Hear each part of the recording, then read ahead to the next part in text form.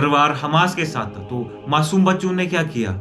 मासूम बच्चे तो बेगुनाह थे। अगर बात करें फलस्तीन इजराइल कॉन्फ्लिक्ट के बारे में, 1948 से पहले इजराइल का वजूद ही नहीं था। हॉस्पिटल्स पे अटैक हो रहा है, एम्बुलेंसेस पे अटैक हो रहा है, मासूम बच्चों को मारा जा रहा है, एक बाप अपने बच्चों के टुकड़े लेके जा रहा है। क्या सोचा है? हॉस्पिटल्स में जगह नहीं है। या अहलल इस्लाम, या अहलल इस्लाम। तो ये बात है 7 अक्टूबर सैटरडे, जहां इजराइल में एक जिविश हॉलिडे चल रहा था और इसी दिन एक अटैक होता है हमास की तरफ से, जहां 5000 से ज्यादा मिसाइल्स दागे जाते हैं गाजा स्ट्रिप से। और इस अटैक में 1400 से ज्यादा लोगों को मारा जाता है और काफी सारे लोगों को एज अ होस्टेज लिया जाता है।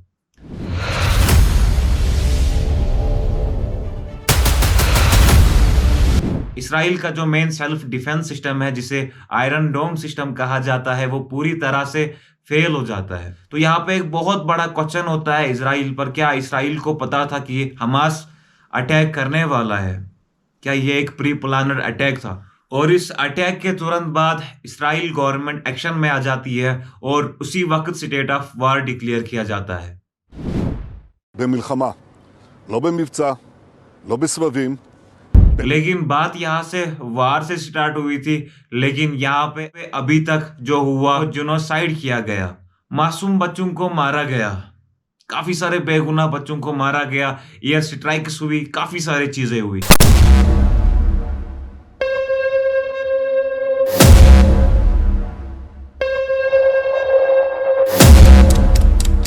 अगर हम बात करें इस जेनोसाइड की, तो WHO की रिपोर्ट है 8000 से ज्यादा लोग मारे जा चुके हैं फलस्तीन में, और जिसमें 40% की जो आबादी है वो बच्चों की है।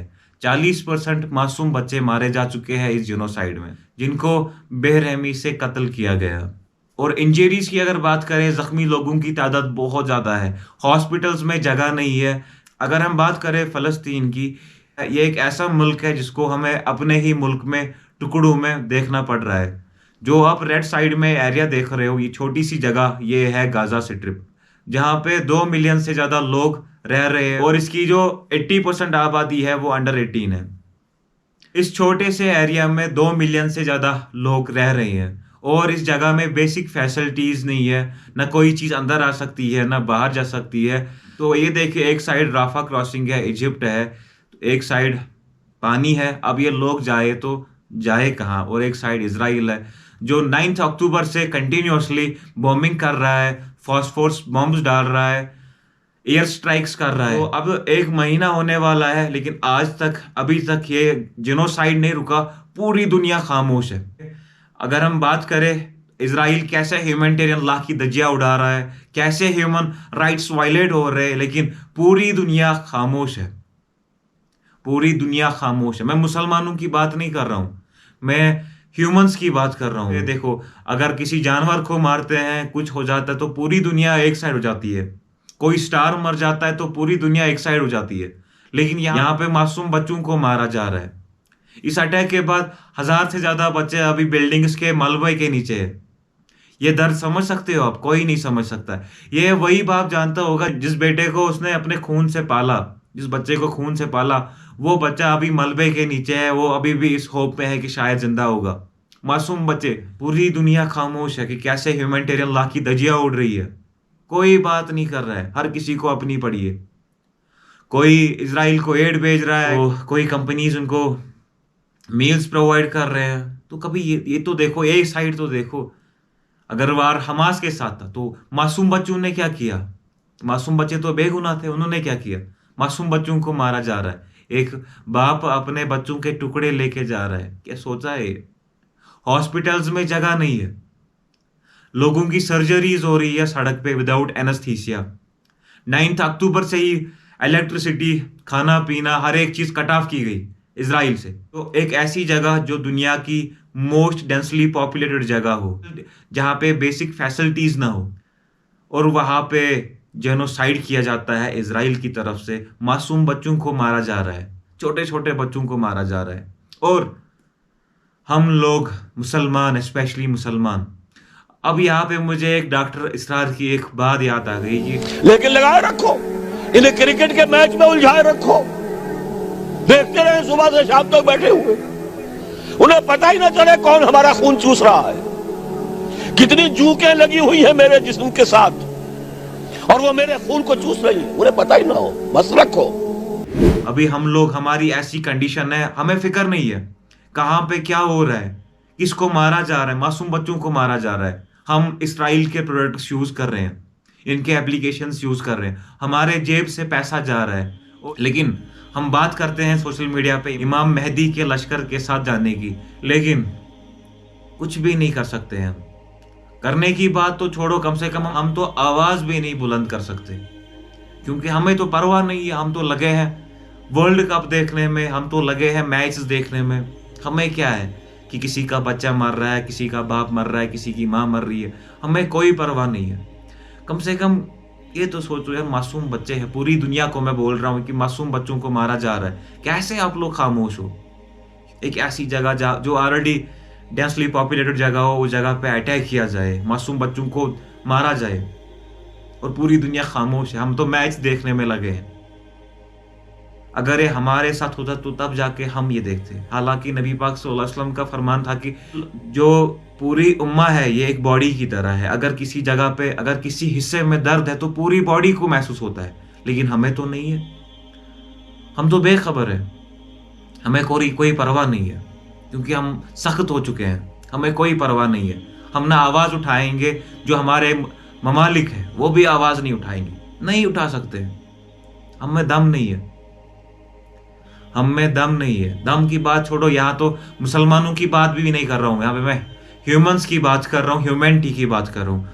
तो अगर हम बात करें ह्यूमैनिटेरियन लॉ की कैसे धज्जियां उड़ाई जाती है, तो इसकी एक बहुत बड़ी एग्जांपल है 17 अक्टूबर की अल अहले अरब में कैसे एक अटैक होता है और जहाँ पे 500 से ज़्यादा लोग मारे जाते हैं।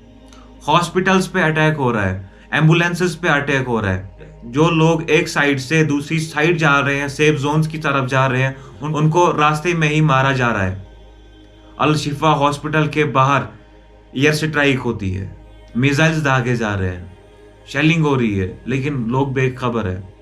जो मॉस्किस है, मस्जिदों को टारगेट किया जा रहा है, हॉस्पिटल्स को टारगेट किया जा रहा है।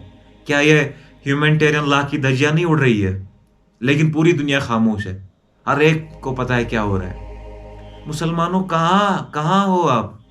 हम तो लगे हैं मैच देखने में, हमें ये परवाह ही नहीं है, क्योंकि वो तो हमारे भाई नहीं है। क्या लगते हैं? उनके साथ तो हमारा रिश्ता ही नहीं है। और वो लोग भी पुकार रहे हैं, अरब्स को पुकार रहे हैं, वेयर आर यू अरब्स। बात तो हर कोई कर रहा है, लेकिन सामने कोई भी नहीं आ रहा है। और जेनोसाइड अभी तक खत्म नहीं होगा, बल्कि इनका टारगेट है कि पूरे फलस्तीनियों को मार देना है, कत्ल कर देना है। तो अगर पूरी दुनिया की बात करें तो पूरी दुनिया दो हिस्सों में बढ़ चुकी है, जहां पे काफी सारे कंट्रीज इजराइल को सपोर्ट कर रहे हैं, काफी सारे कंट्रीज फलस्तीन के सपोर्ट में है, हमास के सपोर्ट में, लेकिन ह्यूमैनिटी के सपोर्ट में कोई भी नहीं है। लोगों को मारा जा रहा है, मासूम बच्चों को मारा जा रहा है। एक बाप कैसे एक मलबे के नीचे अपने बेटे को, छोटे मासूम बेटे को ढूंढ रहा है, कैसे एक बच्चा अपनी माँ के लिए तड़प रहा है। ये वार तो नहीं है? कैसे ये वार हो सकता है? मासूम बच्चों को मारा जा रहा है, बेकसूर बच्चों को मारा जा रहा है। तो फास्फोर्स बम्स चलाए जा रहे हैं बच्चों पर, और इसे काफी सारे लोग, काफी सारे कंट्रीज सेल्फ डिफेंस कहते हैं। ये सेल्फ डिफेंस नहीं है, ये जिनोसाइड है। क्या ये एक बहुत बड़ा रीजन हो सकता है थर्ड वर्ल्ड वॉर के लिए? तो यहाँ पे अब सवाल आता है कि हमास ने क्यों अटैक किया। तो यहाँ पे मैं थोड़ी सी आपको हिस्ट्री बताता हूँ, उसके बाद आप लोग खुद डिसीजन लोगे कि कौन गलत है और कौन सही है। तो अगर हम बात करें इस कॉन्फ्लिक्ट के बारे में, ये कॉन्फ्लिक्ट काफी सालों से, काफी सदियों से बढ़ता आ रहा है। अगर बात करें फलस्तीन इजराइल कॉन्फ्लिक्ट के बारे में, 1948 से पहले इजराइल का वजूद ही नहीं था। तो अगर हम इसकी हिस्ट्री में जाना चाहेंगे तो हमें बहुत सारी पीछे जाना पड़ेगा। अब तो अभी हम डीपली ये चीज़ें डिस्कस नहीं करेंगे, तो इस चीज़ पे एक अलग वीडियो आएगा इंशाल्लाह। तो क्यों हमास ने अटैक किया, तो चलो इसकी हिस्ट्री में जाते हैं कि कैसे ये कॉन्फ्लिक्ट हुआ, कब से स्टार्ट हुआ। ये जो सारा कॉन्फ्लिक्ट है ये जेरूसलम का कॉन्फ्लिक्ट है, क्योंकि जो जेरूसलम सिटी है ये 3 मज़ाहिब के लिए बहुत ज़्यादा अहमियत रखता है। ज्यूज के लिए, मुस्लिम्स के लिए और क्रिश्चियंस के लिए। तो हम हिस्ट्री में जाते हैं, पास्ट में जाते हैं, इतिहास में जाते हैं। तो ये बात है 70 एडी की, जब जेरूसलम में ज्यूज रहा करते थे, लेकिन इन पर 2 अटैक हो चुके थे। एक अटैक था जहां पे इनका टेम्पल तोड़ा गया, लेकिन उन्होंने फिर 1.5 साल के बाद फिर से बनाया। उसके बाद और एक अटैक होता है रोमन जनरल की तरफ से, टाइटस की तरफ से, जहां पे लाखों लोगों को कत्ल किया गया। हालांकि पूरी सिटी भर गई थी इनके खून से और पूरी सिटी को तबाह किया गया, और आज तक इनका टेम्पल गिरा पड़ा है, उसकी एक दीवार बची है, और अब ये 3rd टेम्पल बनाना चाहते हैं। तो जैसे अटैक हुआ उसके बाद इनका डायस्पोरा स्टार्ट होता है कि कैसे ये पूरी दुनिया में फैल गए। काफ़ी सारे लोग पोलैंड चले गए, काफ़ी सारे लोग बाकी कंट्रीज में चले गए। ये ऐसी कौम है जो बहुत टाइम से जलील थी, जहाँ गए वहाँ पे इन पे जुल्म हुआ, इनको मारा गया, और उसके बाद जेरूसलम में क्रिश्चियनिटी का कब्जा आ जाता है, क्योंकि जो एक बादशाह था कंस्टेंटीन जनरल, जो कन्वर्ट होता है क्रिश्चियनिटी में, और उससे क्रिश्चियनिटी पावर में आ जाती है। उसके बाद एक एग्रीमेंट बनता है कि यहाँ पे अब ज्यूज कभी भी नहीं आ सकते हैं, और ज्यूज पे पाबंदी लगाई जाती है कि वो अब जेरूसलम नहीं जा सकते हैं। उसके बाद दौर आता है हमारे नबी पाक सल्लल्लाहु अलैहि वसल्लम का दौर, और उसी दौर में इनके हक में भी एक फैसला लिया गया। जब मुसलमानों का गलबा आ गया, तो जब अमीरुल मोमिनीन हजरत उमर रजी अल्लाह तआला अन्हु ने जेरूसलम को फतह किया, और उस टाइम पे इस जेरूसलम को एलिया कहा जाता था। और ये एक ज़बरदस्त बात है कि उस टाइम पे ये पहली बार हिस्ट्री में हुआ कि कोई चीज़ कॉन्करर हो गई, फतह हो गई, ना यहाँ पे किसी का कत्ल हुआ, ना किसी को मारा गया, बल्कि उनकी सिंपलिसिटी देख के, और उनकी बुक्स में ये लिखा था कि ये फतह होगा, अच्छा एक दरवेश बादशाह के हाथों में ये फतह होगा, और वो थे हमारे अमीरुल मोमिनीन हज़रत उमर रज़ी अल्लाह तआला अन्हु।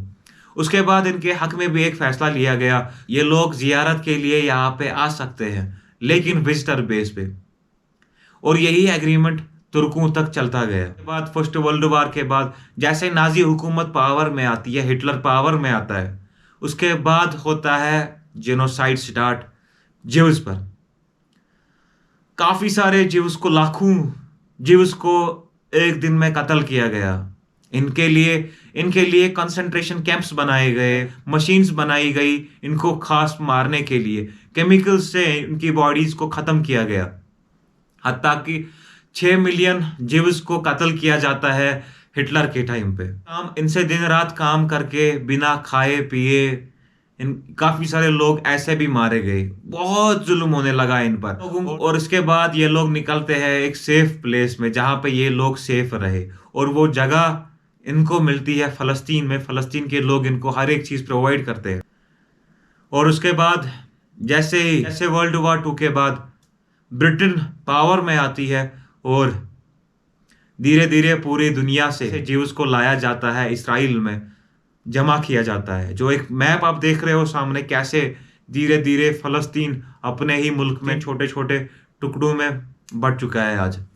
तो जैसे पूरी दुनिया से ज्यूज को लाया गया और फ़लस्तीन में लाया गया, और 2 former American vessels carrying nearly 4,000 Jewish refugees arrive at the port of Haifa, Palestine, jammed like cattle on the rustic.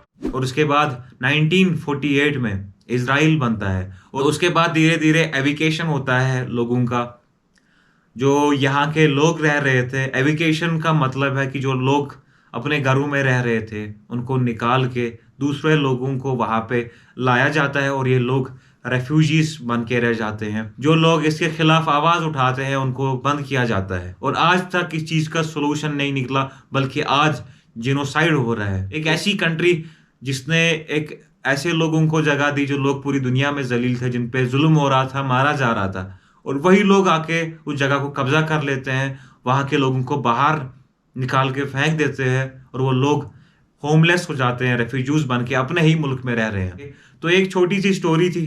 तो नाउ यू कैन डिसाइड, अभी आप खुद डिसीजन ले सकते हो, लेकिन आवाज़ उठाओ, इस चीज़ के खिलाफ आवाज़ उठाओ, बाइकाट करो इसराइल के प्रोडक्ट को, और देखो कि कहाँ पर हम हैं। तो बाकी अभी बस टाइम हो गया इस वीडियो को एंड करने का। तो उम्मीद है आपको आज का पूरा वीडियो अच्छा लगा होगा। तो अगर आपको वीडियो अच्छा लगा तो सब्सक्राइब करो चैनल को, इंशाल्लाह अब ऐसे वीडियोस भी आएंगे। तो मिलते हैं अब दूसरे वीडियो में, तब तक के लिए बाय, अल्लाह हाफिज।